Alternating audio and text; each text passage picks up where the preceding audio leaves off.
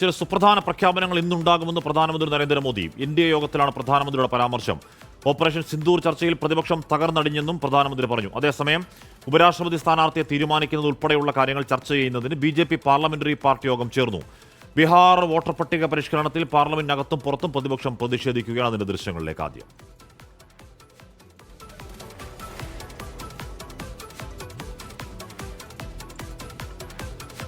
ബൽറാം നെടുങ്ങാടി ആ വാർത്തയുടെ വിവരങ്ങൾ വെച്ചിരുന്നുണ്ട്. ബൽറാം, ചില സുപ്രധാന തീരുമാനങ്ങൾ ഉണ്ടാകും എന്ന് പ്രധാനമന്ത്രി പറയുമ്പോൾ എന്താണ് പ്രതീക്ഷിക്കേണ്ടത്? ബൽറാം, ഹസ്ബി, പ്രധാനമന്ത്രി NDAയുടെ പാർലമെന്ററി പാർട്ടി യോഗത്തിലാണ് ഇന്ന് ചില സുപ്രധാനമായ പ്രഖ്യാപനം ഉണ്ടാകുമെന്ന് അറിയിച്ചത്.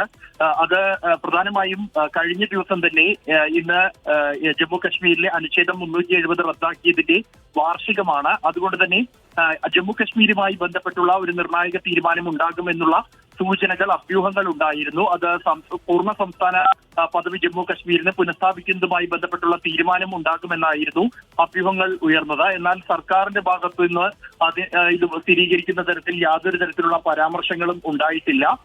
അതേസമയം ജമ്മു കശ്മീർ മുഖ്യമന്ത്രി ഒമർ അബ്ദുള്ള അക്കാര്യം തള്ളുകയാണ് ഉണ്ടായത്.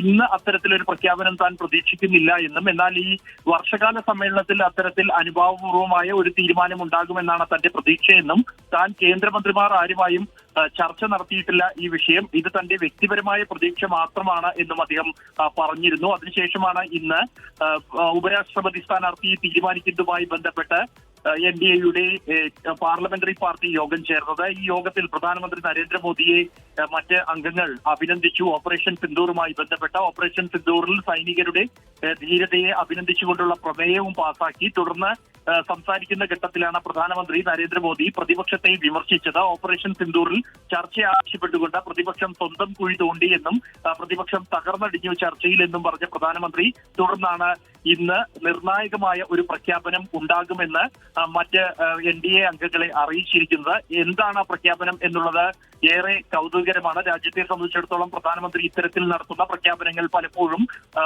വലിയ പ്രഖ്യാപനങ്ങൾ തന്നെയാണ് നടത്താറുള്ളത്. ഇതുമായി ബന്ധപ്പെട്ടുള്ള അറിയിപ്പ് പ്രധാനമന്ത്രി നൽകിയിരിക്കുന്നത് പാർലമെന്ററി പാർട്ടി യോഗത്തിലാണ്. എന്തായിരിക്കും ആ പ്രഖ്യാപനം എന്നുള്ളത് രാജ്യം കാത്തിരിക്കുകയാണ്. നോട്ട് നിരോധനം പോലെയുള്ള പ്രഖ്യാപനങ്ങൾ നമ്മൾ കണ്ടതാണ്. ഓൾ ഓഫ് എ സഡൻ നേരത്തെ ഏതെങ്കിലും തരത്തിൽ പ്രതീക്ഷകളില്ലാതെ അങ്ങനെ പ്രഖ്യാപിച്ച പ്രഖ്യാപനങ്ങൾ നമ്മൾ കണ്ടതാണ്. അപ്പോൾ എന്താണെന്ന് നോക്കാം. എന്തായാലും ജമ്മു കാശ്മീരിന്റെ പൂർണ്ണ സംസ്ഥാന പദവി ഇന്ന് പുനഃസ്ഥാപിച്ചേക്കുമെന്ന ചില അഭ്യൂഹങ്ങൾ അന്തരീക്ഷത്തിൽ കറങ്ങിയിരുന്നു. പക്ഷേ അത് ഒമർ അബ്ദുള്ള തള്ളുകയായിരുന്നു.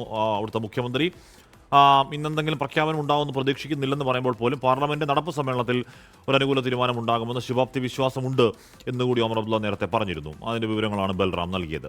ലോകത്തെവിടെയായാലും ഏത് സമയത്തും 24 വാർത്തകളും ഓഗ്മെന്റഡ് റിയാലിറ്റി പാക്കേജുകളും എക്സ്പ്ലെയിനറുകളും വിശദമായി കാണാൻ ഞങ്ങളുടെ YouTube ചാനൽ നിങ്ങൾക്ക് സബ്സ്ക്രൈബ് ചെയ്യാം.